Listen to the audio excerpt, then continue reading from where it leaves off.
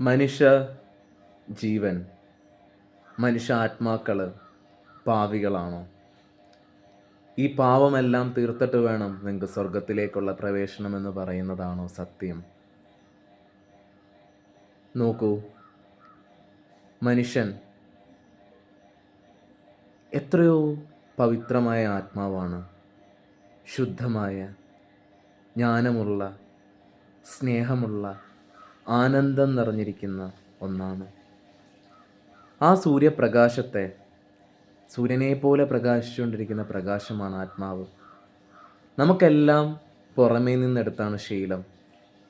നമുക്ക് സ്നേഹം കിട്ടണമെങ്കിൽ നമ്മൾ ഓടി ആരെങ്കിലും അരികിൽ പോവും. എന്നിട്ട് നമ്മുടെ ഉള്ളിലെ സ്നേഹം തന്നെ അനുഭവിപ്പിച്ച് നമ്മൾ തന്നെ അറിയുന്ന ക്രമീകരണമാണ്. എന്നാൽ അത് നമ്മളൊരു തെറ്റായ മാർഗം സെലക്ട് ചെയ്തതുകൊണ്ടാണ് നമ്മൾ സ്നേഹത്തിനെ വേറൊരാളിൽ നിന്ന് എടുക്കുന്നത്. ആ സ്നേഹത്തിന് അതുകൊണ്ടാണ് നിലനിൽപ്പില്ലാത്തതും. അണ്ടർസ്റ്റാൻഡിങ്ങിന് പകരം മിസ്അണ്ടർസ്റ്റാൻഡിങ് വരുന്നത് പലപ്പോഴും ലൈഫിൽ. ഒരു വ്യക്തിക്ക് ഇഷ്ടം തോന്നുന്നൊരു കാര്യം പാർട്ട്ണറുടെ അടുക്ക ഷെയർ ചെയ്യുമ്പം അവർക്കത് മനസ്സിലാക്കാൻ പറ്റാത്ത, അത് സ്നേഹമെന്ന് പറയാൻ പറ്റില്ല, നാടകീയമെന്നേ പറയാൻ പറ്റുള്ളൂ. എനിക്കിഷ്ടമുള്ളത് എന്നെ ചെയ്യാൻ അനുവദിക്കുവാൻ, എന്നെ അണ്ടർസ്റ്റാൻഡ് ചെയ്തുകൊണ്ട്. എൻ്റെ സ്നേഹത്തിന് ഒരിക്കലും കണ്ടീഷൻ പാടില്ല. നമ്മുടെ നേച്ചർ അതെയല്ല.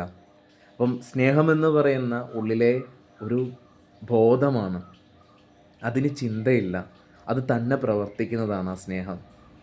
ആനന്ദത്തിനും പ്രത്യേകിച്ച് ഒന്നും കിട്ടണ്ട. ആനന്ദം പുറമേ നിന്ന് എടുക്കേണ്ട ഒന്നല്ല, അകമേ സദാസമയം ഉണ്ടാവുന്ന ഒന്നാണ്. അതിനും ഒരു ചിന്തയുടെയോ നമ്മുടെ പഞ്ചേന്ദ്രിയങ്ങളുടെ പ്രവൃത്തിയുടെ ആവശ്യവുമില്ല. അതിന് ആനന്ദം തന്നെ സംഭവിക്കുന്നതാണ്. സുപ്രീം കോൺഷ്യസ് ബോധം നിറഞ്ഞുള്ള ബ്രഹ്മബോധമാണ് നമ്മുടെ ഉള്ളിലിരിക്കുന്നത്. എത്ര ശുദ്ധമായ ആത്മാവാണ്, പരബ്രഹ്മമായ, ഇത്രയും ബോധമുള്ള, സർവ്വതും സത്യത്തെ അറിഞ്ഞുകൊണ്ടുള്ള ബോധമായ അംശമാണ് നമ്മൾ.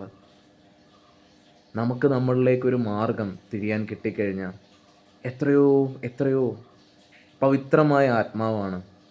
ഒന്നിനും അലയേണ്ടാത്ത, വേറൊരു ലോകത്തിൽ പോയിട്ട് സുഖം അനുഭവിക്കേണ്ടാത്ത, ഈ ശരീരവും മനസ്സിൻ്റെയും പ്രാധാന്യത്തോടു കൂടി ഈ ഭൂമിയിൽ ജീവിക്കാൻ കഴിയുന്ന, ഇവിടുത്തെ ആനന്ദത്തെ അറിഞ്ഞുകൊണ്ട് ആ സൂര്യപ്രകാശത്തിലേക്ക് ലയനം ചെയ്യേണ്ട ഒരാത്മാവാണ്.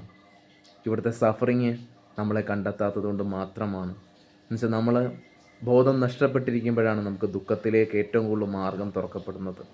ബോധം വന്നു കഴിഞ്ഞാൽ സർവ്വതുമായിട്ടുള്ള തെറ്റിദ്ധരിച്ച് വെച്ചിരിക്കുന്ന പലതും എൻ്റെ ഉള്ളിൽ നിന്നുള്ള ശക്തിയാണെന്നുള്ളത് മനസ്സിലാകുന്നത്. എല്ലാവർക്കും ആത്മജ്ഞാനത്തിലേക്കുള്ള വഴി തെളിയട്ടെ എന്ന് പ്രാർത്ഥിക്കുന്നു. നമസ്കാരം.